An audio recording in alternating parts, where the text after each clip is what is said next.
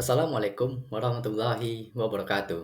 Halo semuanya, kembali lagi dengan saya Angga Septa Ramadan, di mana pada hari ini saya akan kembali membahas materi perkuliahan pengantar kewirausahaan, di mana pada hari ini saya akan membahas materi tentang eksplorasi potensi usaha berbasis lingkungan dan peluang.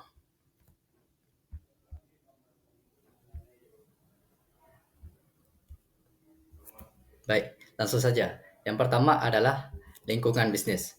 Lingkungan bisnis terdiri dari dua, yaitu internal dan eksternal.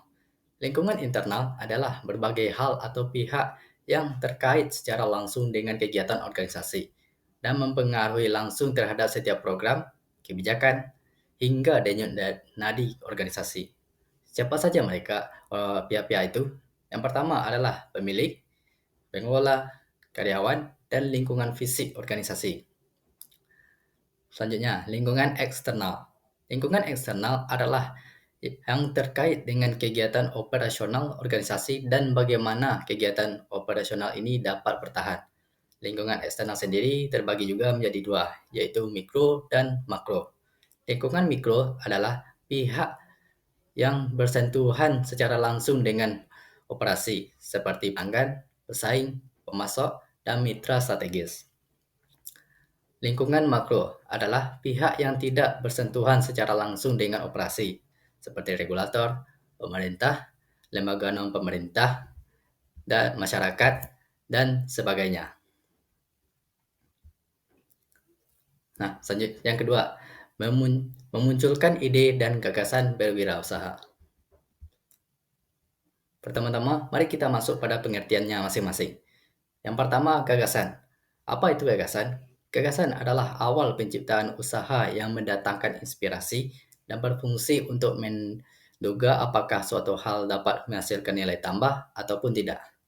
Gagasan dianggap sebagai kekayaan intelektual yang perlu dilindungi hukum seperti hak cipta agar tidak diplagiasi. Kedua, ide. Ide adalah rancangan yang masih tersusun di dalam pikiran. Ide bersifat abstrak sampai dituangkan dalam bentuk konsep tulisan dan gambar yang nyata.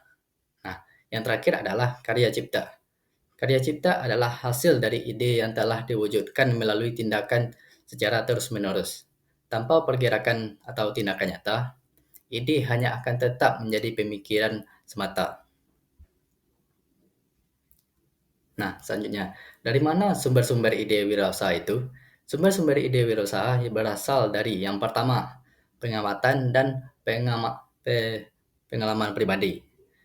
Ide ini muncul dari upaya mengidentifikasi kebutuhan yang belum terpenuhi atau mencari cara baru untuk memecahkan masalah sehari-hari. Contohnya, banyaknya sampah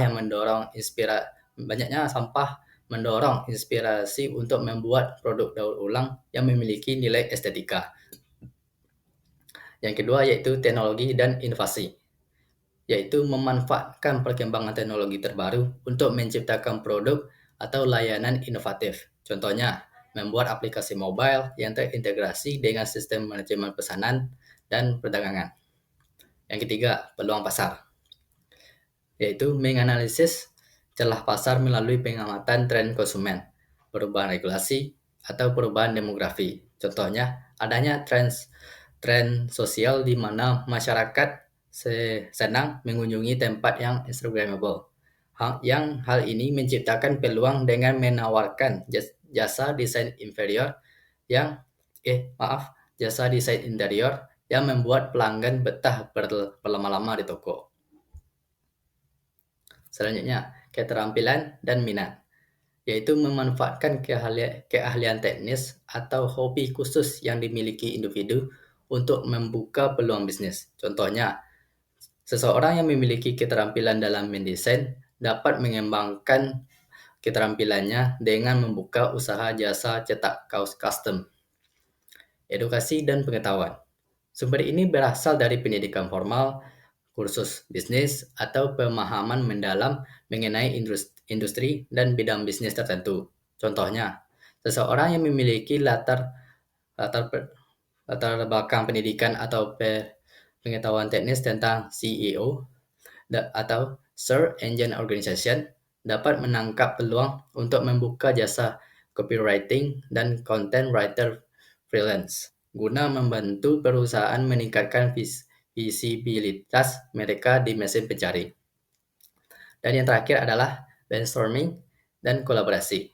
Ide ini muncul melalui diskusi atau sesi bertukar pikiran secara intensif dengan tim maupun orang lain. Contohnya, kolaborasi dalam menciptakan nilai tambah berupa minum makanan yang tidak hanya enak, tetapi juga terukur nutrisinya, yang memenuhi permintaan masyarakat dan gaya hidup sehat. Nah, selanjutnya adalah faktor penyebab kegagalan ide usaha. Adapun faktor yang menyebabkan kegagalan suatu usaha, di mana yang pertama adalah ketidakmampuan manajemen, kurangnya pengalaman, lemahnya kendali keuangan, gagal mengembangkan perencanaan strategis, pertumbuhan tidak terkendali, lokasi yang tidak tepat, pengendalian persediaan yang kurang baik, dan ketidakmampuan membuat transisi usaha. Nah, agar tidak terjadi kegagalan dalam berusaha, berikut ada cara untuk mengatasinya. Yang pertama yaitu wirausaha harus mempelajari usaha yang dijalankan. Wirausaha harus membuat perencanaan bisnis yang baik. Ketiga, wirausaha harus aktif mengamati perubahan di dunia bisnis. Empat, belajar dan memahami dasar manajemen dalam mengelola bisnis. Kelima, mengelola sumber daya dan keuangan dengan perencanaan yang baik. Enam, wirausaha harus memahami laporan keuangan perusahaan. Tujuh, wirausaha harus mengelola sumber daya manusia dalam usahanya dengan baik. Dan yang terakhir adalah wirausaha harus siap beradaptasi dengan perubahan yang terjadi. Nah, kesimpulan yang dapat diambil dari materi ini adalah menganalisis lingkungan yang sedang berkembang merupakan langkah awal dalam mencari ide dan gagasan bisnis. Untuk seorang wirausaha, gagasan adalah hal yang menjadi awal penciptaan suatu usaha.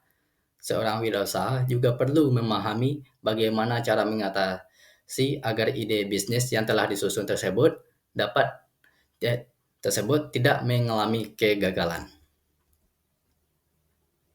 Baik, hanya itu yang dapat saya jelaskan pada materi ini. Kalau ada salah dan kekurangan, saya mohon maaf. Saya akhiri. Wassalamualaikum warahmatullahi wabarakatuh.